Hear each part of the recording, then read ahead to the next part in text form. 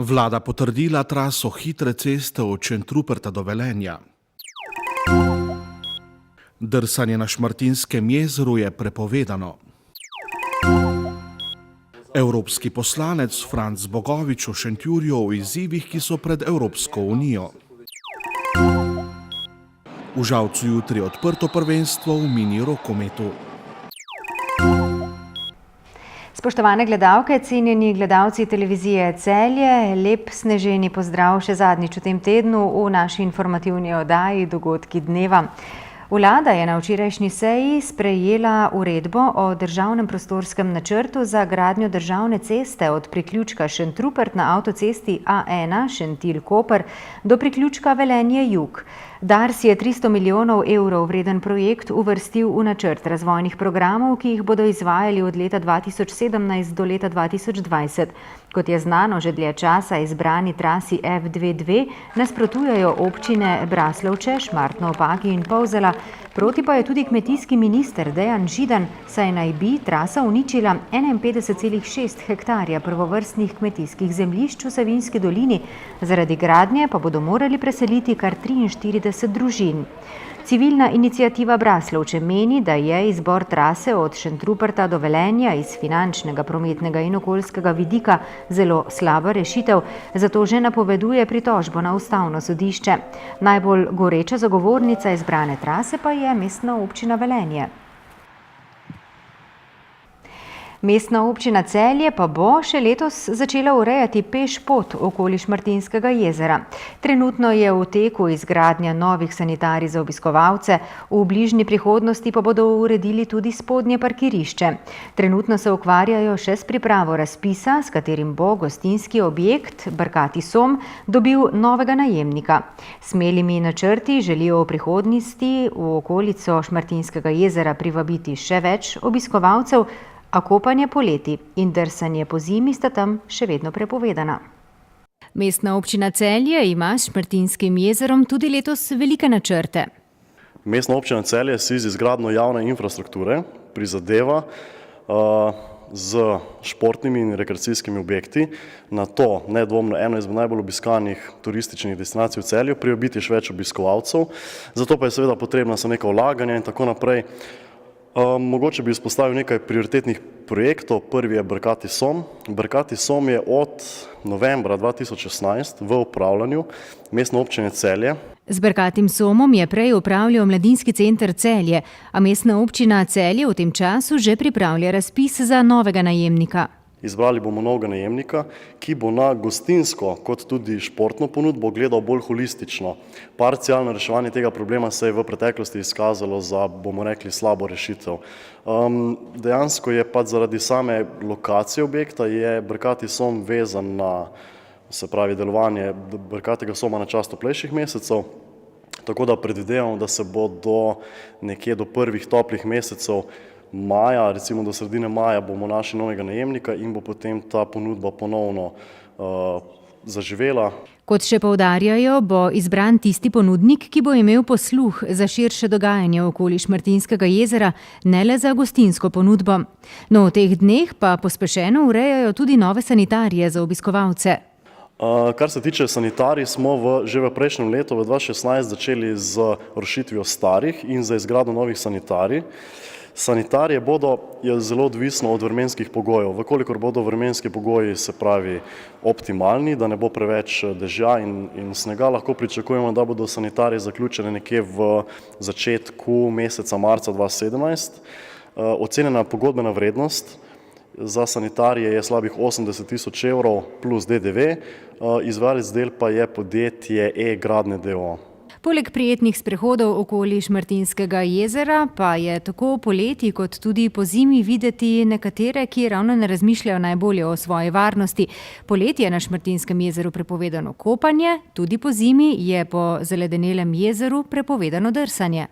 Ja, tako kot sem omenil, je tako poleti, kot tudi pozimi, se pravi poleti kopanje v Šmartinskem jezeru ni dovoljeno, zato tudi nimamo primerne infrastrukture, nimamo, bomo rekli, se pravi reševalca iz vode, ki bi bil tam prisoten, in tudi pozimi drsanje in, bomo rekli, sprehajanje na poledenelem jezeru ni dovoljeno. To je zelo riskantno, sploh v teh hitro spremenjujočih se vremenskih razmerah, ko je en dan zelo mrzlo, drugi dan toplo, tako da mi meritev ledu, koliko je debelina samega ledu, ne izvajamo, zato je to na lastno odgovornost. Mestna občina Celje pa bo, predvidoma še v tem letu, poskušala pod streho spraviti tudi projekt, v katerem bodo uredili vse pešpoti okoli celotne površine Šmartinskega jezera. 25. marca letos bo minilo 60 let od podpisa rimske pogodbe, ki velja za rojstni dan Evropske unije. Po letih širitve in optimizma se trenutno povezava z 28 državami članicami sooča s krizo na več področjih. S predlogi, kako zastaviti njeno prihodnost, se ukvarjajo na tematskih okroglih mizah z imenom Café Evropa. Za celjsko regijo so dogodek danes dopoldan naredili v Šentjurju. Glavni gost okrogle mize je bil eden od 7 slovenskih evropskih poslancev, dogodku pa so prisostvovali tudi vidnejši akterji z lokalnega nivoja. Kako pa so naši predstavniki v Bruslju in Strasburgu v stiku z bazo v Sloveniji? Sicer pa tudi sam osebno v naši pisarni zelo veliko delamo po Sloveniji. Smo po srednjih šolah, po gimnazijah, organiziramo okrogle mize na nove izzive kmetijstva, krožnega gospodarstva in konec koncev tudi sam, če hočete, doma pridelujem jabolka in sem v stiku s tem realnim svetom, ki mislim, da ga mnogokrat primanjkuje. In cilj takšnih dogodkov in pa tudi sicer našega dela mora biti, da ostanemo na tleh, da nas ta funkcija ali pa ta oddaljenost tistih dobrih 1000 kilometrov ne potegne v stran od realnega sveta, od realnih problemov. In želimo deliti to, kar vidimo, ker vidim, da je mnogokrat tudi premalo vedenja o Evropski uniji, zato je prav, da o tem govorimo, kdo bo govoril, če ne mi, evropski poslanci. Na drugi strani pa prav, da tudi dobimo tiste nauke, ure resnice, tudi takrat, ko govoriš, ne vem, ali z dijaki v srednji šoli, ali pa, ne vem, z upokojenci, kmeti, ali pa, ne vem, župani, ali pa s kom drugim. Mislim, da je to nujno in ko bomo en drugega bolje poznali, pa bomo tudi učinkovitejši pri reševanju teh konkretnih problemov. In kam bodo romali predlogi, ki jih zbirajo na okroglih mizah? Sedaj sam postopek teh javnih razprav, teh okroglih miz ima ta cilj, da se na koncu naredi nek povzetek tega, kar se na terenu sliši in v eni debati skupaj s predsednikom vlade, ker so predsedniki vlade v okviru sveta Evrope, tudi Evropskega sveta, zelo pomembni akterji, ob parlamentu, komisiji, najbrž ta steber predsednikov vlad najpomembnejši segment in želimo izmenjati ta stališča. Ob sprejemanju prostotrgovinskega sporazuma CETA v javnosti ni bilo zaznati podpore, prej nasprotno. Kaj na tem področju lahko dejansko pričakujemo? Evropska komisija po mojem naredila bistveno premalo in tudi vlade, da bi se o CETI več govorilo. Sam sem se udeležil vsake razprave, ki je kdorkoli organiziral, tudi sami smo delno organizirali te zadeve v tem kontekstu, da se tudi pride do pravih podatkov. Pri sami CETI, TTIP-ju gre za, po mojem prepričanju, tudi za eno antiglobalizacijsko gibanje, ki ima marsičem tudi prav, enači TTIP, se pravi sporazum z Ameriko, s CETO in se enostavno ne spušča v podrobnosti. Sporazum CETA je napisan, javno dostopen vsakomur in dejansko tu ni potrebno ugibati, kaj bo ob koncu pogajanj. Ta sporazum je bil izpogajan leta 2014. Razumem, da so nekateri v osnovi proti trgovinskim sporazumom, proti izmenjavi, ne vem, preko kontinenta in imajo cilj zapiranja trgov.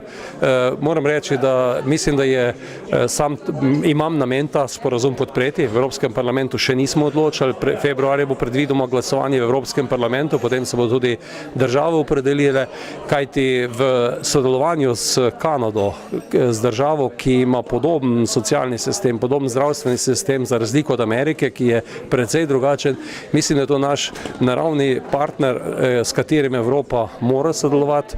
Slovenija, Evropa, to so ekonomije, regije, ki stavijo na odprt trg, na izvoz in okoli Evrope se v svetu marsikaj dogaja. Ta čas, ko se je Evropska unija pogajala s Kanado, je na primer kitajsko gospodarstvo stalo enkrat večje. In v tej trgovini, vekoliko, ne vem, na primer v avtomobilski industriji pade 6-8% carin na kanadski strani, bo, ne vem, evropska avtomobilska industrija, v katero je vključeno tudi veliko slovenske, lažje prosperirala. In tu mislim, da je potrebno v debati, tudi v takšnih omizjih, kot so danes tu organizirani, priti zadevam do dna. Sporazumu CETA je od slovenskih nasprotoval samo europoslanec Igor Šoltes, vseeno pa naj bi bile vanj vključene določene varovalke. Podobno kot smo sedaj mi zapisali v ustavo glede vode, je zapisano v CETI. To je absolutno suverena pravica države, da sama odloča, da tudi da absolutno prednost rabi za ljudi pred vsemi ostalimi rabami voda in tudi cela vrsta drugih vprašanj, ki so bila izpostavljena kot grožnja, se je v odkriti debati in pa po pregledu dokumentov izkazalo, da v njih drugače piše, kot je bilo mnogokrat rečeno. Kot sem pa že dejal, danes živimo v svetu, kjer se zelo hitro zorganizirajo skupine, ki so proti, ki so za. Običajno je povsod skupina, ki je proti, precej bolj glasna, precej bolj tudi aktivna kot tisti, ki so zagovorniki. In v tem delu je na koncu znotraj demokratičnega procesa, tako znotraj parlamentov, nacionalnih kot Evropskega parlamenta, bo pač potrebno ugotoviti večino. V Žalskem likovnem salonu so od včeraj dalje na ogled kamnite skulpture, na katere lahko tudi zaigramo. Razstava nosi naslov Zven kamna, ki prevzame. Postavili pa so jo številni akademski umetniki. Tako zveni kamen, ko sreča glasbeno umetnost. Zven kamna, ki prevzame, je naslov razstave, ki so jo včeraj v sklopu 11. Bumfesta, mednarodnega festivala tolkalne glasbe, ki se bo v Žalcu zgodil med 20. in 22. januarjem, odprli v Savinovem likovnem salonu. Gre za interaktivni umetniški projekt, ki ima že zarisano pot med trajanjem Bumfesta. Ja, res je, to je bila pred leti moja ideja in z tokom oziroma vzporedno z Bumfestom poteka tudi razstava. Letos so to zvočne skulpture, torej neposredna inercija z tolkali, z Bumfestom. Skratka, umetnine, ki bodo tam razstavljene, niso samo umetnine, ampak so to pravi inštrumenti, narejeni iz kamna. Projekt je nastal skupaj z avtorsko glasbo skladatelja Pavla Mihelčiča, Zeleno polje, Rdeča prst in je usmerjen v raziskovanje najbolj primarnih materialov, kamna in gline, ki sta že v pradavnini, poleg vsakdanje uporabnosti, izkazovala lastnosti zvoka in mikavnost kiparskega snovanja. Čeprav jo danes ne dojemamo kot materiala za izdelavo glasbila, pa umetniki v njuni materiji z občutljivostjo zaznavajo sogovore in vibracije, s katerimi vzpostavljajo zanimiva razmerja med estetskim, snovnim in zvočnim. V tem kontekstu je nastal tudi projekt zveneče skulpture Alenke Vidergar, Dragice Čadež in Boštjana Lapajneta. Alenka Vidergar se je lotila trde materije, kamna in njegovega notranjega tkiva. Z dotiki dleta in globino čustev je v njem prebudila ranljive točke živosti in ga iz negibne materije preoblikovala v kiparsko formo, v dotakljivo zvočno skulpturo, medtem ko sta se Dragica Čadež in Boštjan Lapajne lotila mehkobe gline in jo iz območja vizualne percepcije pomaknila v uporabno zvočno telo. Dela vseh treh avtorjev ponujajo gledalcu povsem novo perspektivo, interaktivni in večplastni, torej likovni in glasbeni umetniški prostor s specifičnim ritualom, kjer je obiskovalec hkrati poslušalec in gledalec ali celo izvajalec glasbe. Zveneče skulpture bodo v Savinovem likovnem salonu v Žalcu na ogled do 13. februarja, koncert ob odprtju razstave pa sta izvedla tolkalca Matevž Bajde in Franci Krevh, ki sta na kamen zaigrala skladbo Kamen in voda skladatelja Pavla Mihelčiča.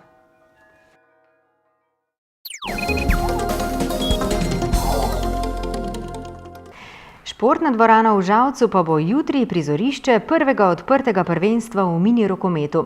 Turnir z imenom Okidoki je pripravil domači rokometni klub Zelene doline Žalec. Med 34 ekipami se bodo za najvišja mesta potegovale tudi 4 domače ekipe. Jutri bo v športni dvorani v Žalcu zelo živahno, ko bomo lahko na delu videli številne najmlajše rokometašice. Ja, jutri pripravljamo en prvi turnir z imenom Okidoki. Začeli bomo z otvoritvijo ob 9:30, ob 10. uri se bodo začele prve tekme. Igrali se bo 25 kol, pomeni 75 tekem, tako da nekje finalni del pričakujemo 15:22 do 15:30, če bo malo zamude. 15:45 bomo naredili zaključek turnira in pa proglasitev zmagovalnih ekip. Povabil bi vse gledalce, ki imajo radi rokomet, da pridejo, da si ogledajo v dvorano ob 10. uri. To ima pa že čas prej, pa ob 9:30 na otvoritev turnirja. Tam bomo tudi pripravili na otvoritvi, da bo plesna skupina iz Petrovč zaplesala. Mi bomo se potrudili, da bo turnir, da bodo otroci uživali na turnirju in da bo vse super uspelo. Udeležba na turnirju bo izjemna. Domači klub je že na prvo izpeljavo privabil številne klube. Dobili smo ekipe iz 15 klubov, pomeni 34 ekip. Gostje so v bistvu Vučići iz Zagreba. Poleg tega smo tudi ponosni, da so na turnirju sodelujejo ekipa rokometnega kluba Gorenje in pa rokometnega kluba Celje Pivovarna Laško pri moških. Tako da turnir bo zelo močan. Pri dekletih so pa v bistvu vsi najboljši klubi slovenski s Krimom na čelu. Pravila igre pa seveda niso tista osnovna. Malce so prilagojena najmlajšim. Igra se 10 minut, en polčas, 10 minut je tekma traja. Igrajo se osebne obrambe in pa tudi conske obrambe so dovoljene. Pravila so malo prilagojena starostnim skupinam. Kako pa je sicer samim podmladkom v žalskem klubu? Ja, v klubu smo zadovoljni, imamo ogromno podmladka. Naša trenerka Tana Sutaj deluje po šolah odlično, tako da je v klubu trenutno 120 otrok. Jutri bo torej med 9. in 16. uro v športni dvorani v Žalcu še kako zanimivo.